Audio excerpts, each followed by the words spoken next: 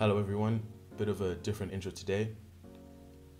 As you know, Fela in Malawi is a podcast that looks to bring positivity into the various scenes in Malawi.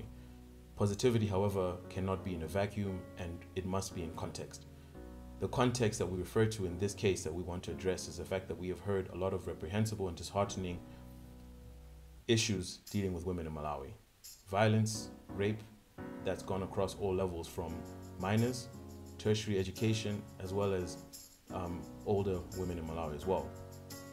Fela in Malawi is a team effort, and the team wants to say that we condemn these actions, and the only positivity we think we can find in this situation is that we want to bring awareness and say we'll stand together to stop violence against women. Thank you.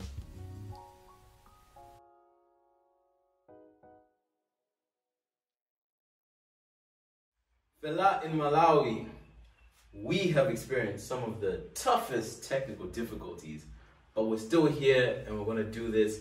My guest today is the one and only Pemphero Mphande.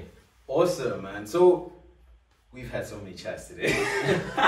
More than I think we thought we were going to have, but that's all good because I think we've just built a body of knowledge which hopefully you guys are going to benefit from. Mm-hmm. Let's start off from the beginning. Mm-hmm. You are someone who I know does a lot of stuff, Yeah.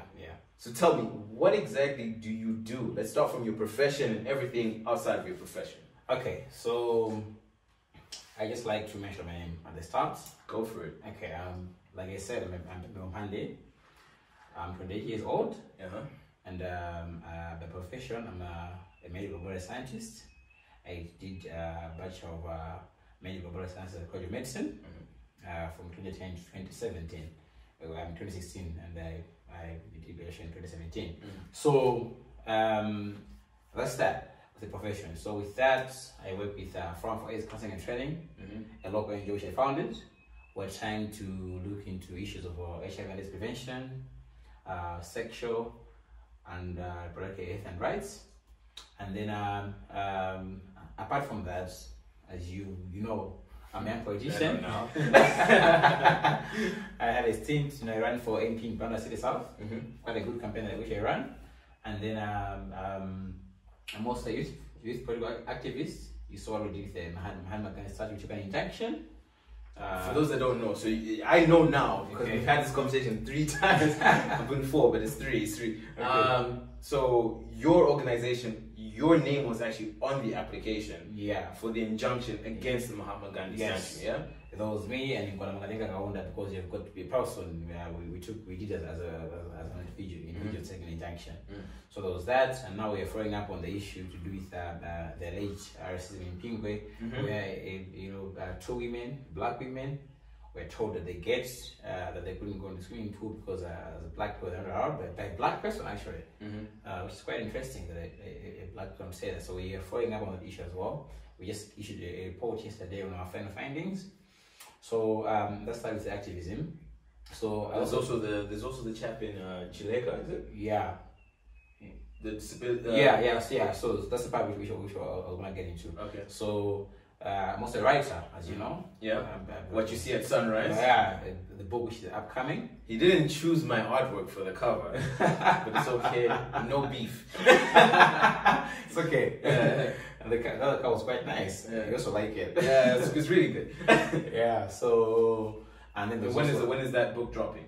Should be end of November or end of October. We'll see. How we end up on the editing and everything else. But we're going to start taking pre-orders this month. Probably mid-October, we should start taking pre-orders. Awesome. And then there's also the bit of Philanthropy which I do. I found it's for child issues. Recently, which we talked about the kid in Chileka. He's handicapped, but he's very skilled. He fixes phones and he needed help with a SOA system. So he did fundraising, got more than $500,000, and did a system for him. So and that's who Pemphero Mphande is. Awesome. Now, this is something which I haven't addressed in the previous ones, and maybe that's why all things happen for a reason. The whole point of this podcast is I want to put a microscope on interesting Malawis that do interesting things.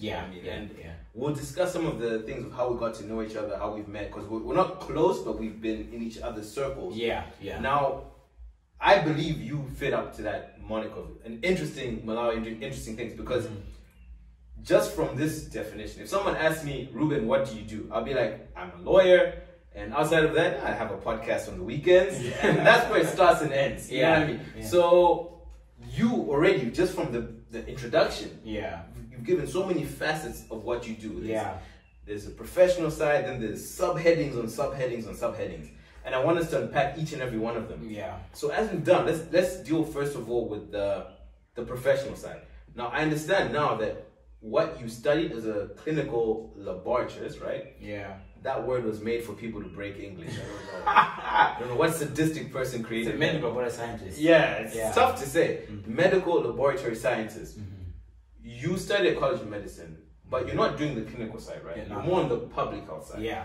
And on the public health side, you're on the HIV side.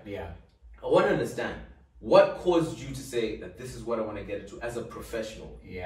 Per your training. Okay. So when I was in college, I was the president of College of Medicine, is Counseling and Training Society. So with that, we were going around the communities in Blantyre, in Mulanje, in Choro, reaching out to young people with HIV and AIDS prevention programs, even the community as well. So I had great passion for that. I met a young kid in Mulanje who was born with HIV and AIDS, and then he had some issues. So to me, I said, there's a gap here, you know, because we're saying right now that half of the cases, the new cases of HIV that we get in the country every year are in young people. You know, from 24 to 15, it's in young people. So I said, we can create an environment where instead of young people going to a hospital where they're going to meet their parents or another person, they can meet a very young person. Their uncle or... they feel comfortable. So we're calling a model, peer-to-peer model. So it's what we're doing. So it's not just HIV and AIDS, it's the whole package of SRH, you know, sexual and reproductive health. So there's family planning issues there. You know, there are also things that we do, trying to look into the welfare of young people. It's awesome. The two things I want to highlight on that, the first of all is the fact that it's really, I think it's important for me to say this, the fact that, you know, passion is a big thing. It is for me. And so what I've gathered from what you said is the fact that you gained this passion to say, this is what I'm going to do when I'm done, based on your experience in university. So you became the head of what was the body called? Philanthropist Counseling and Training. Counseling and Training, So that position you held in university guided your passion outside of university. And that's something which I want to highlight, because I think we discussed this, where we say what I would say is that, you know, I'll bring this even a step further. Saulus. Wow, it's going to sound. Lazarus Chakwera, the president. Saulus isn't the president. Lazarus was talking about how we need to think about things differently. We don't need to just read books and regurgitate. And I think what you did was part of the fact that when you're studying university, secondary school, high school, wherever you go, you need to get yourself plugged in and involved in things outside of books. Don't just go read your book, go to bed. Because you found your passion from not just what you're studying, but from being involved as someone while studying in the platform that were available. So I think that's one thing which I want to point out. I told you my story. We could say that this podcast is an offshoot of the fact that I founded a mood court society when I was in my university, and we actually started winning competitions at the university based on that. Congrats for that. Thank you very much. It's not just good English. We back it up. But that was just because I was challenged to say, what are you as a person outside of your degree? You know what I mean? And people make fun of people who are just bookworms. It's not right. But if you have something else, you can actually end up finding a passion. And from the mood court, which is a mock trial, basically, I found my passion of speaking and being able to say, let me present things. And that's why I say this podcast could be an offshoot of that. And anyone who's watching, please, whatever you're doing, find your passion. Because passion, as you said, that's what drives people. Outside of money. Money is great. We all need money, right? But passion is what gets you out of bed in the morning to say, this is what I'm going to do. And it's what can drive you forward. The second thing I want to say, and you know, I feel like I'm repeating myself, but that's fine because it's the first time for you guys. The topic of HIV and AIDS is very close to my heart. It's close to my heart because I was raised in a household where my father is a HIV and AIDS specialist. There was a time when I used to go and people were like, oh, JK's son. Yeah, I'm JK's son. Yeah. They're like, oh no, you don't look alike. Like, we look alike. I'm just lighter skinned. My mom is light. We're all from the north. It's okay.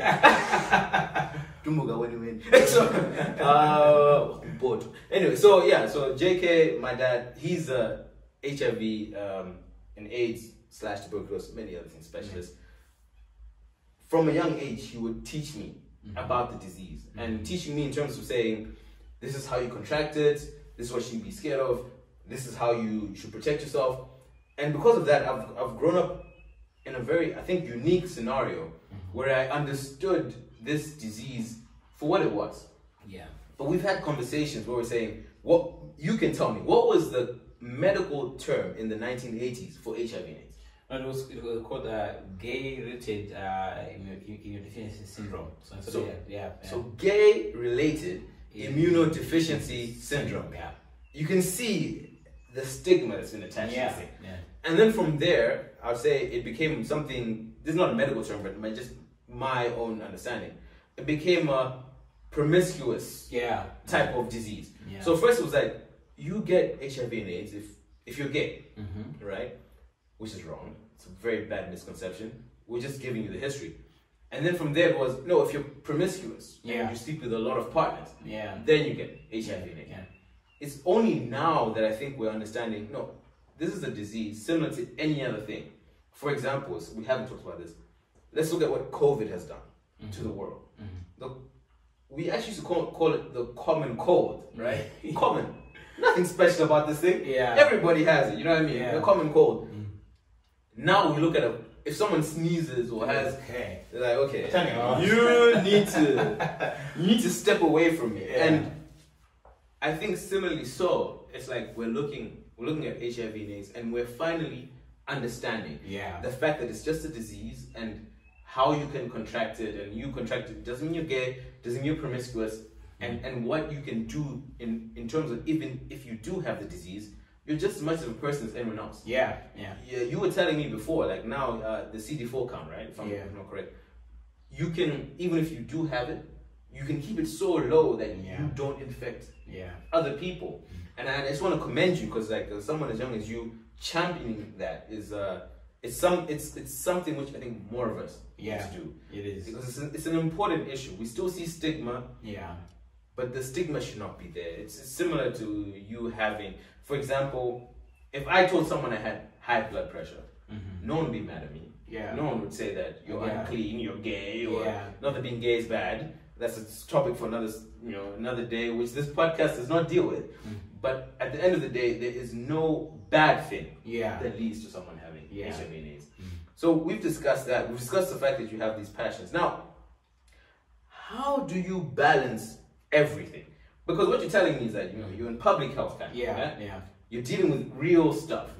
But outside of that, you're a politician, you're a philanthropist. How do you balance? Well, I mean, for me, I think it was from the beginning where I said, look, I've got a vision. I want to be more of a guy who's in the community, helping people. So if I work for somebody else, it's going to be a big problem. So I began my own thing. What we're calling FACT now is something which I started in 2016. And then, so 4 years old. Yeah, 4 years old. So when we did that, at the start, I was both, the manager, the field guy who goes to work in the field. But bit of grown as an institution. Now I've got more employees here in Blantyre and Lunga as well. So they're working. And I've got more time now.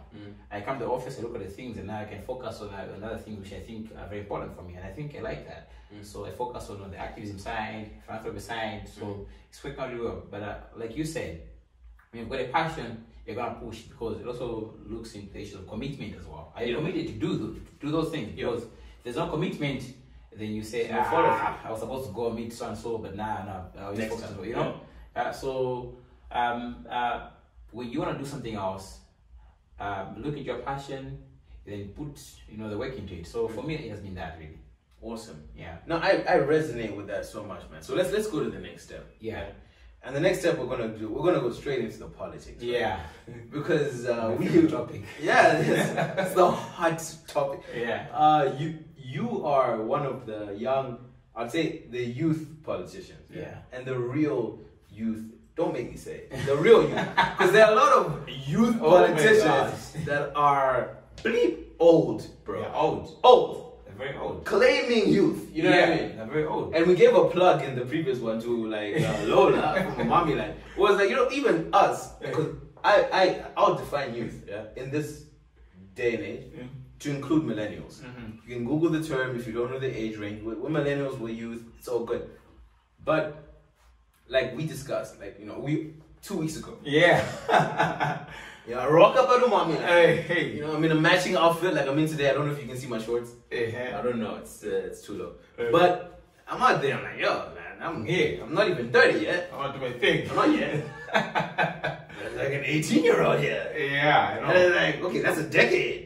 Yeah, it was the same thing for me. Same Go for there, drive in, we're there, I'm looking around, oh my gosh, they're so young guys. You know what I mean? Like, okay, what do you do? So I said, you know what? I'm gonna stay in the car. You just stay in the car. Yeah. I walked around.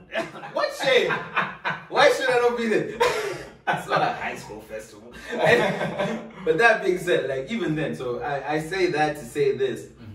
I was taken aback because I still think I'm young. I'm very much of the opinion that I'm still a youth. There are people that are older than us, not even older in terms of like 1 or 2 years. Yeah, I'm talking about like older, like 20 a years. decade, 2 decades, right? Yeah. Older than us, who claim to be youth. Yeah. So now, if we are feeling uncomfortable amongst the people that, shout out to Lola, are coming through to Mommy Land. Yeah. How are those people claiming youth above us? Yeah. You know what I mean? So that's what I mean to say that you are one of the first young, youthful people really to run for office. What was the reason you decided to say that this is what I'm going to do? Okay, so for me, I think it was about looking at, we've got so many issues in the community. Yeah. I remember there was a time in 2016, I was driving, I think I was going to He's a storyteller, so he's going to tell us like a saying story. stories. So I was driving to ShopRite, so I'm passing by the toy lights. So there's this kid with his man who's blind. They knock on my window of the office. They want some quick cash. And I'm thinking I can do something for them. Give me 1,000 kwacha, a 500 kwacha, but Where does that take them? Yeah. they're gonna come back. So I said, follow me. So I stopped by the stage. They came through and they learned where they stayed. They stayed in Malawi. So I went there. I go there and the whole neighborhood is impoverished. So when you help one person, what about the others? You know. So to me, it doesn't work. So I said, I need to get empowerment. I need to look at solutions that work. Because for me, leadership is, whether it's in church, whether it's at school, if you've got a good administration, a good committee at church, then the whole thing works. Yeah. So government is a committee for the nation. So if we are there as parliamentarians, we are part of the committee of the government. We lobby for good policies, where there are drugs in hospitals, where there are good processes in education, agriculture, then everyone else is benefiting. So you're not helping one person at a time, but you're helping a bigger population. So for me, that was a passion. So similar to how you took the public health stance. Yeah. You wanted to take the public of Malawi stance. Yeah. Now, I will commend you on one thing, because you took the bold move to say, look, I have a vision and a passion, as we said you have. Yeah. And your passion was to change the lives of people in your constituency, to make sure that economic empowerment was focused on, right? And you said, I'm a young person, but to heck with that. Let's do this. Yeah. You know what I mean?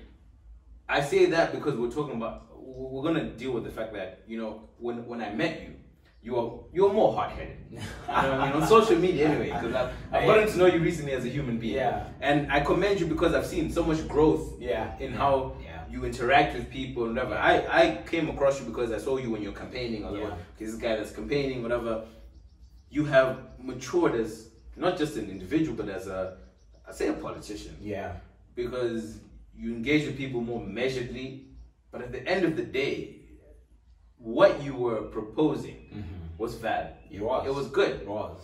And I think that a lot of people, when you didn't make it into parliament, and I hope that you don't, I hope this is, because you keep saying it was a stint. I hope it's more than a stint. Yeah. I hope you go again. Yeah. 2025, lay the foundation now. You've got 5 years to lay the foundation.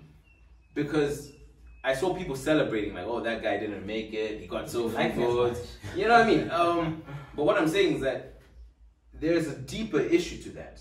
And the deeper issue for that is the fact that when I look at you, we are similar ages. You doing what you did should inspire me as a fellow Malawian Hit on me. more than me wanting to see your downfall. Yeah. Because imagine if you had made it into parliament. Yeah. And you were there with the Tonse government, Tonse Alliance. Yeah. You know, making policy decisions. That would have been good for everybody. Yeah. Because what you were trying to do was valid, right? It was, and it is. And for me, I'm driving to the point of we don't love each other enough.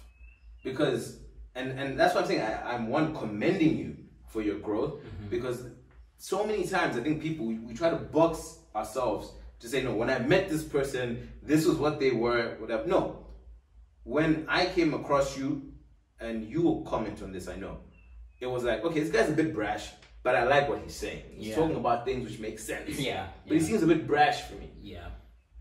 That doesn't mean that you're brash for the rest of your life. Yeah. You know what I mean? Yeah. So, but what was really concerning for me was the fact that a lot of people celebrated at the fact that you hadn't made it. Now, this is something we have not discussed, but I'll say this now.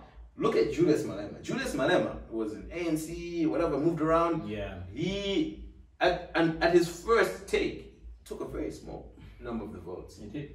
But I think he's going on his third now, and his numbers are only increasing. And the ANC is an institution. We all know that. Yeah, it is. Right? We're going to continue. We'll take the audio from there. The ANC is an institution. It's an institution which no one can say, because like it used to be ANC and DA only. Yeah. EFF has emerged as a credible contender based on the fact that Julius Malema said, no, I'm tired of this. I want to do something else that, you know, in my view, benefits his people. And we need to love each other to that extent to say, we don't hate. You said hate. Yeah. Why is it that we hate on each other so much? Yeah. You know what I mean? Why do we feel like that is the way to go? Because growing up, I used to hear warm heart of Africa. I used to love this saying. But as the older I got, I was like, but I feel this warm heart is not for me. I feel like it's for people who are not actually Malawi. Yeah. You know what I mean? And that takes us to the point you're talking about bingo, because that's something that you're also doing. Yeah. Yeah. The racism aspect. How are we experiencing racism in a country that's run by us? Okay. So, I mean, I'll go there, but first of all, I just want to address a few things which you said. Go for it. I think in 2025, we're going to win big. Yeah? I think I'm going to run a good campaign. So you're going again? Yeah, we're going again. It's going to be Go big. for it, brother. That's where I see my life as a politician. And eventually, the president, I'm going again for presidency. But first, it starts in the next election. We're going to win big. I think it's going to be the biggest campaign I've ever seen. And then you also mentioned about growing. You know, I'm young, like you said. You know, when I was running for MP, Real young? Yeah, I was. Not the fake young. Yeah. You 40-year-olds that are claiming to be youth. You're not young. You need to go. Yeah. I'm sorry. Young. I'm not trying to be antagonistic, You're not but it young. has to be said. Yeah, you're not young. That's the truth. Yeah. I was 25 when I began my campaign for MP.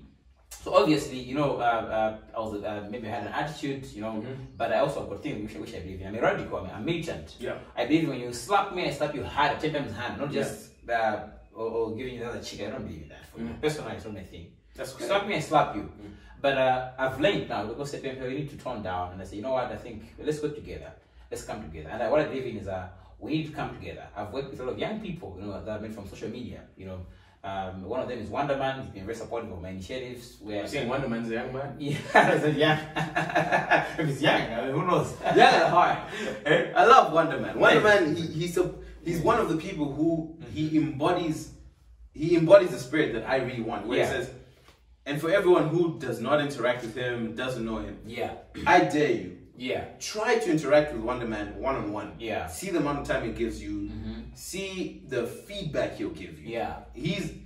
I'm not saying he's the best of us. He's one of the people who I respect very much. He's been quite supportive, so I like that. Then there's also, you know, Kima, you know, the lawyer that I work with. Yeah. Whenever I'm doing my issues with activism, I say, Kima, there's this issue. He says, okay, you know what, let's do ABC. They like that. So that's the thing. So now, going on the issue of racism, I like to say this.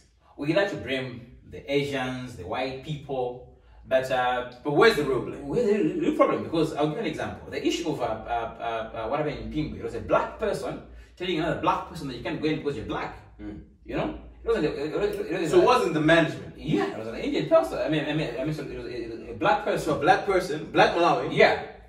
Told another black Malawi. Yeah. You're not allowed. You're not allowed to go in because you're black. But what did the management say? Yeah. And you know the funny thing is, one I of want to ask, did the management have that rule? they didn't have that rule. They didn't have that. I checked when we checked their, you know, their files, their membership. There were black people. I went there, saw black people swimming. I said, "What's going on here?"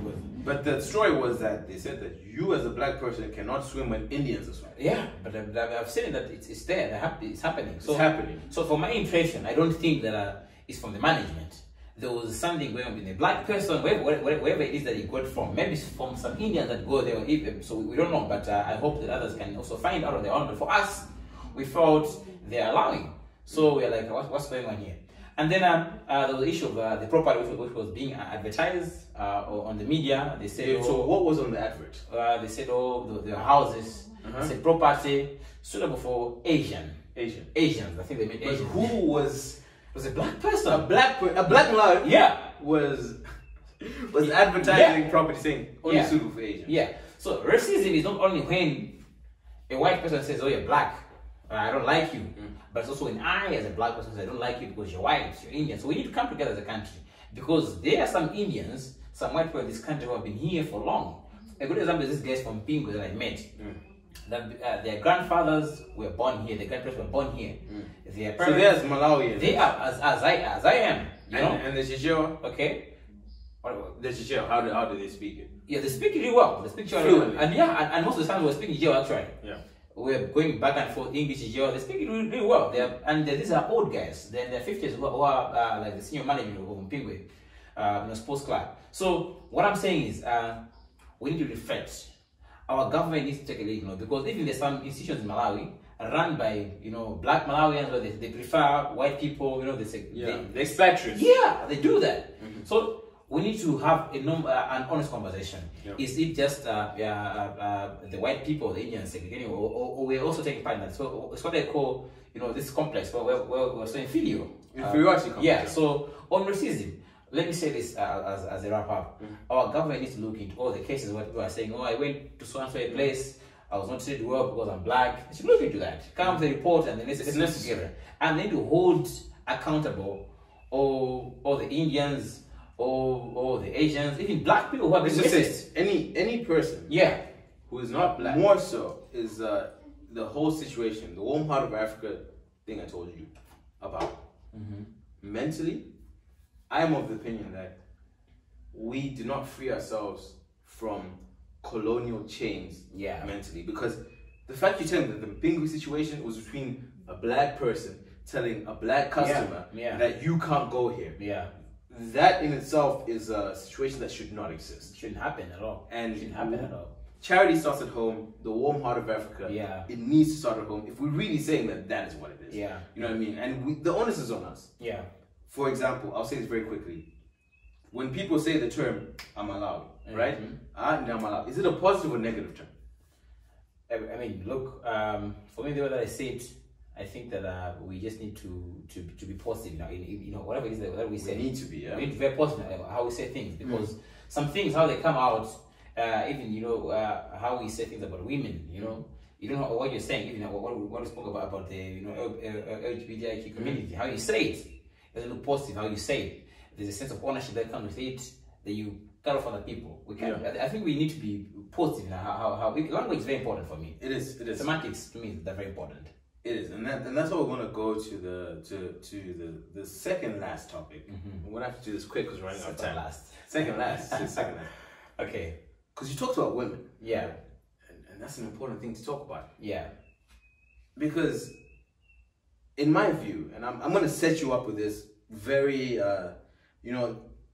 because of my profession, I usually don't take sides. I'm always in the middle because I don't know who I'm going to be working for at any one point in time. But this thing of gender equality, right? Women, it's annoyed me a little bit, because the president had an opportunity to set a statement, right? And what happened was he told us that no, this is an ongoing process. And we spoke about to say whether you started up a movement, you were basically the initial HRDC against DPP. You were calling out DPP. Oh, yeah, and I gave you I gave you the analogy to say that when you hold the government accountable, you're not trying to make them fail. I gave the analogy of my team, Manchester United, we lost 6-1, hurt me to my core. Sucks. I don't think Ole Gunnar Solskjaer is the coach that's going to take Man United to a Premier League title. However, equally so, I don't wish Ole Gunnar Solskjaer to fail so that I get another manager, aka Poch or whatever. Yeah. I don't want that, because for that to happen, it means the team that I'm supposedly in love with, that I'm a diehard fan of, must fail. Yeah. So I don't wish failure upon Ole. Shouldn't. To the extent that Poch comes. You shouldn't. I don't, but I do want Poch to come. Similarly so, as a Malawian, I don't wish failure upon the government that's there. And Chilima, they should to win. Yeah, they should succeed, even if DPP was in power. Yeah. I'm not a fan of DPP, I'll say it now, but like, Same either way, I wanted them to succeed, and that's why I was happy when people were holding them accountable, because at the end of the day, the team I'm supporting is Malawi, and Malawi must move forward. Yeah. Right? In this one instance, and we're not going to be partisan here, we're just social commentators at the end of the day. We are. What we're doing is we're holding anyone who's in power accountable. Yeah. I was of the opinion that His Excellency Chakwera could have simply said, these are the number of the people that I'm able to appoint. From this number of people, I can hire 60-40, 50-50, whatever. Yeah. That's what's in my power or purview. He should have hired that ratio for the people that he could appoint. Yeah. And not appoint them and say, no, ICAM should appoint some people. Yeah. My lawsuit, no. Terrible. I feel like what's in your power, do it, because it was a low hanging fruit. Yeah. And to say that there are not enough Malawian women out there that are qualified, I don't know. What do you say about that? I've rammed. So I mean, as you rightly said at the start, that we want them to win, succeed. Yeah, one Malawi. We're rooting for them. I have no reason to see the government fail. You know, when they succeed, we all succeed as Malawians. Yeah. So they want, as like you want as well. You know. So, but our duty, you know, as activists, young people, is hold them accountable. You know, the book or the constitution is very clear. 60-40 in terms of women. I don't even know why it's 60-40, but you know, the framers. It's a weird way. Yeah? The framers of the constitution. I would make. If I was the president, I was like, no, not 60. You would have been 50-50, right? For me, honestly, because they're women as good as men. No doubt about it. Not two ways about it. Now I need to comment on that. Yeah. Because I told you I had a conversation with a senior colleague where a female lawyer was talking to him and said, these were her words, quote unquote, I feel as though women lawyers can be just as good as men. And he told me, he's like, no, that's a problematic statement, because the point of departure is saying that women are lower. They're as good as. They can be as, no. Women lawyers, male lawyers are the same. The question is, do you achieve your innate potential? Yeah. So please continue from what you're saying. Yeah, so for me, and I'm going to be tough on this, because I feel like Chakwera has failed on this a lot, because even the fact that he allowed, you know, women to go and protest, and even with us as men also in solidarity to go and protest, that means he's not listening. Yeah. There is no point at the early stages of his government to say, we have failed to reach a consensus, now we're going to go and protest. No, he should have sat down with them and said... My big issue was that he said, no, if you know the name, send them to me. That was what it was statement to say. When they took 3 weeks to appoint the boards. Yeah. The boards were not appointed overnight. No, it was a bad thing to say. He promised us that separation. Yeah. That's 60-40. Yeah. That's whether we agree with it or not. Yeah. I personally don't believe in just equality of outcome. I believe in equality of what was it? Equality of opportunity. Yeah. Edit that out. Yeah. I believe in equality of opportunity. Yeah. So more so. Yeah. He should have just lifted up the voice. Yeah. And drop it up. For me, what I say is this: Malawi as a country, we set the pace for democracy in Malawi, in Africa, with and these elections. With these elections that we had. Yeah. I mean, it was a court battle. Historic. Yeah, quite historic. Kenya was like, oh my gosh, look at us. We annulled the election and the same guy won. We did one better. We did one better. Yeah. So from there, actually we shouldn't be messing up on issues such as small things. And when I say small things, not that gender is a small thing, but small in terms of you have the power to say these are the number of women that are going to be appointed. So Mr. President, if you're listening, you know, scrap this off, whatever it is that you're appointed. You know, bring in the women. If they're competent, they can do a better job, even as good as everybody is doing it. So scrap it off. That's my statement. That's Pemphero statement, man. addressing Should scrap the it. president himself. You lose nothing. You cut it off and you say, no, we're doing a new thing. Yeah. Yeah, so that's my take on this issue. I get it. Yeah. I think we need to. And the next March, I know you were busy. I was We're gonna busy. go, I'll give you a call. We're gonna go together. We're going together. Yeah. Give me 2 weeks notice when you're doing it. Because some of us, we need to apply for leave and tell our boss we're not there. Okay. Lastly, your philanthropy. You wanted to talk about that. Yeah, I mean, to me it's very important. I've been talking about how Not to you, it is important. to everybody else. Yeah, I mean it's important. Because Tell us about it. people think that Africa is not very, is not good, it's not very good, not in charity, but it's wrong. I mean, you see it when a stranger is moving by a house, they don't know, they ask for water, they get water. That's charity work. Yeah. When you see it when Pemphero Mphande is being raised by his uncle from so and so, That's those charity. big, huge families were being raised. That's charity work. But So we shouldn't just look for the donors. yes, For charity. we can turn that into something monetary because water is money as well. Sometimes you're paying for school fees, it's money as well. But what we see, So like, because I know we need to wrap up. Yeah. But what exactly have you seen that gives you that impression? so for me, I've seen my parents who are able to give. Tell me about it. Yeah, they've got something to spare. So what we did with I've done a few things, but what we did with the last case with Luis Nsomba from Tekuntaja. He's a young kid who is handcuffed. And he was looking for assistance because he can fix phones. And he said, I need a store system for me to, and other things that I can work on. And we said, fine, can we fundraise? People are giving out money. As low as 1,000 kwacha, 10,000 kwacha, and then we raised more than 500,000. So from those contributions, you reached 500,000. More than 500,000. So if we can give, we can impact more people, and we can create jobs for people. Not just about handouts. Me, I don't believe in handouts. I think Same, yeah. if you're in need, then we should use something to do because next time you don't have to go and beg again. Yeah. So I like it, and I hope that more people can join. Give a this man thing. a fish, but Yeah. teach a man to fish. Teach a man to fish. So that's the thing. So that's the thing. Yeah. For me, I think what you talked about is very important. You talked about this off camera, how you don't want this, even this Chauncey government, to give handouts. I don't like it. Because I feel that that is where we've gone wrong. Yeah. I'm not going to call out anybody, but there's been a long time now where people feel as though you get handouts and that's what you deserve, and people don't want to work. It's a terrible culture. It's a terrible culture. We need to fix it. We need to do better. But that being said, that was Fela in Malawi with the one and only Pemphero Mphande. Man, I'm so excited. my man. Yeah, it was very good. I loved it. Third time the charm.